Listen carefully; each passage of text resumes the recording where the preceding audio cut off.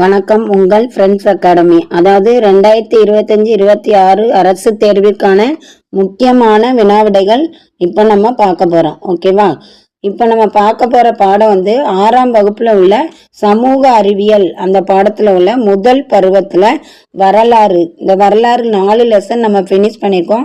அதில் இன்னைக்கு 2வது மாதிரி தேர்வு நடக்குது. ஓகேவா? இந்த மாதிரி தேர்வில் என்னென்ன கொஸ்டின்கள் கேட்கப்பட்டிருக்கு அப்படின்னு சொல்லி பார்ப்போம். முதல் கொஸ்டின், லாகூரில் இருந்து கராச்சிக்கு ரயில் பாதை அமைத்த ஆண்டு அப்படின்னு கேட்டிருக்காங்க. லாகூர்ல இருந்து கராச்சிக்கு ரயில் பாதை அமைத்த ஆண்டு அப்படின்னு கேட்டிருக்காங்க. Option A 1886, option B 1756, option C 1856, option D 1846. இப்போ ஆன்சர் பார்த்தீங்கன்னா 1856. ஓகேவா? 2வது கொஸ்டின், இன்று வரை நம்மால் புரிந்து கொள்ள முடியாத எழுத்துகள், அதாவது இன்று வரை நம்மளால இன்னும் வரை புரிந்து கொள்ள முடியாத எழுத்துக்கள் அப்படின்னு சொல்லி கேட்டிருக்காங்க. ஃபர்ஸ்ட் ஏ என்ன கொடுத்துருக்காங்கன்னா மொகஞ்சதாரோ எழுத்துக்கள், பி கரப்பா எழுத்துக்கள், சி சிந்துவெளி எழுத்துக்கள், டி மெசபடோமியா எழுத்துக்கள். ஆன்சர் சிந்துவெளி எழுத்துக்கள். ஓகேவா? 3வது கொஸ்டின், பீகிங் மனிதன் வாழ்ந்த நாடு எது அப்படின்னு சொல்லி கேட்டிருக்காங்க.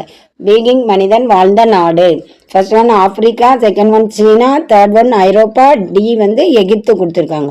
இப்போ பீகிங் மனிதன் எங்கே வாழ்கிறான் அப்படின்னு பார்த்தீங்கன்னா ஆப்ஷன் பி சீனா அப்படின்னு சொல்லியிருக்காங்க. ஓகேவா? சீனாவில் தான் பீகிங் மனிதன் வாழ்ந்தான் அப்படிங்கிறத ஆன்சராக கொடுத்துருக்காங்க. அடுத்து 4வது கொஸ்டின், கொர்க்கை, வஞ்சி, தொண்டி என்ற பெயர் கொண்ட இடங்கள் உள்ள நாடு. இந்த 3 பகுதியும் உள்ள நாடு இன்னும் வர இந்த பேரில் இயங்குது அப்படின்னு சொல்லியிருக்காங்க. ஜப்பான், சிங்கப்பூர், பாகிஸ்தான், நேபாளம் கொடுத்துருக்காங்க. இதில் ஆன்சர் பார்த்தீங்கன்னா ஆப்ஷன் சி பாகிஸ்தான் அப்படிங்கிறதா இந்த இடங்கள் பெயர் கொண்ட இடங்கள் அப்படி சொல்லியிருக்காங்க.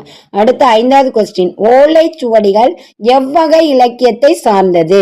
அதாவது பக்தி இலக்கியமா, சங்க இலக்கியமா, மத சார்பற்ற இலக்கியமா, மத சார்புள்ள இலக்கியமான்னு கேட்டிருக்காங்க. ஓலைச்சுவடிகள் அப்படிங்கிறது ஆப்ஷன் சி மத சார்பற்ற இலக்கியம் அப்படின்னு சொல்லியிருக்காங்க. மத சார்பற்ற இலக்கியம் தான் ஓலைச்சுவடிகள், அந்த இலக்கியத்தை சார்ந்தது அப்படி சொல்லியிருக்காங்க. ஓகேவா? அடுத்து 6வது கொஸ்டின் பார்த்தீங்கன்னா என்ன கொடுத்துருக்காங்கன்னா இலக்கிய சான்றுகளின் கீழ் எது வகைப்படுத்தப்படுகிறது? இலக்கிய சான்றுகள் அதன் கீழே எது வகைப்படுத்தப்படுகிறதுன்னு சொல்லியிருக்காங்க. வெளிநாட்டு பயண குறிப்புகளா, பாறை கல்வெட்டுகளா, நாணயங்களா, நினைவு சின்னங்களான்னு கேட்டிருக்காங்க. ஆப்ஷன் ஏ வெளிநாட்டு பயண குறிப்புகள் தான் இலக்கிய சான்றுகளின் கீழ் வகைப்படுத்தப்படுகிறதுன்னு சொல்லியிருக்காங்க. ஓகேவா?